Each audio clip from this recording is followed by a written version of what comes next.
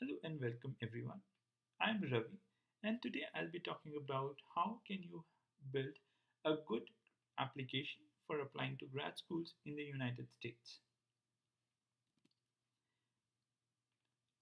In this video I'll go through some of the important considerations that make up a good grad school application. The first of those is grade point average. The grade point average is an objective assessment of how well you've done in your undergraduate studies. It measures two important aspects of your undergraduate studies. One of them is essentially how well do you understand the core concepts of the subjects from your field. That is the other important aspect is how consistent have you been in understanding those subjects and applying that knowledge during the assessments in the undergrad. Having a good grade point average is important. If you are in the top 10% of the students or have a grade point average which is above 9 out of 10, or you scored very highly in certain subjects, that is usually a good indicator that you understand the core concepts there and usually goes a long way in your application being accepted in the grad school. Uh, Recommendation is an important aspect of the grad school application as well. Having good rapport with your professors who can personally recommend you based on your projects, based on your subjects, and based on your collaboration with them is important. It's usually a subjective assessment. Grad school applications and the committees that review those applications kind of rely heavily on these, and especially if the recommendations come from professors that the committee is kind of aware of, and if the professor that you'll be getting recommendation from is highly known, then your chances kind of definitely improve. And if he talks very well about you, that's also a positive sign. Choice of grad school.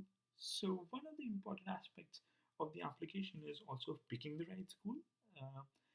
Committees that are more that know very well about the school that you're coming from usually tend to take uh, the same set of students every year.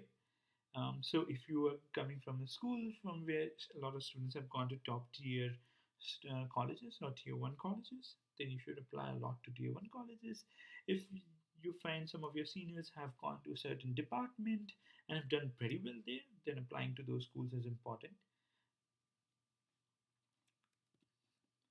The GRE and TOEFL are English proficiency tests, and one of the key aspects there that committees usually look for is that you have a minimum amount of understanding there.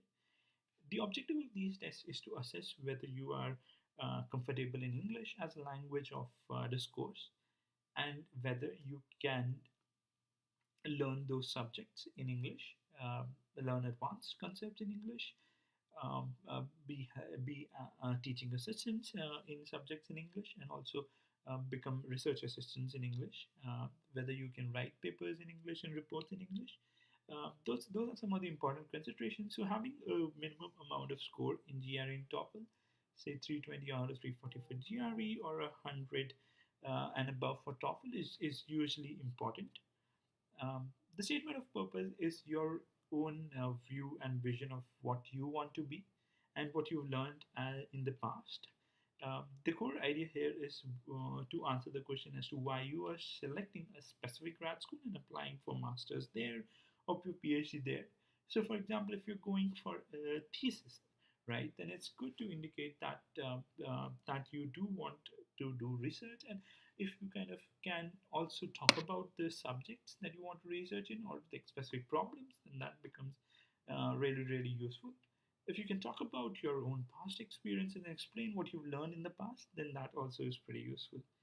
So in the next video, I'll try to dig deeper into each of these and try to explain why they are important, how what you can do starting from your initial years in schools to improve your grad school applications,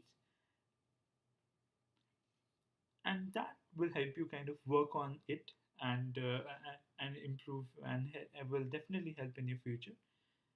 So thank you for watching this video.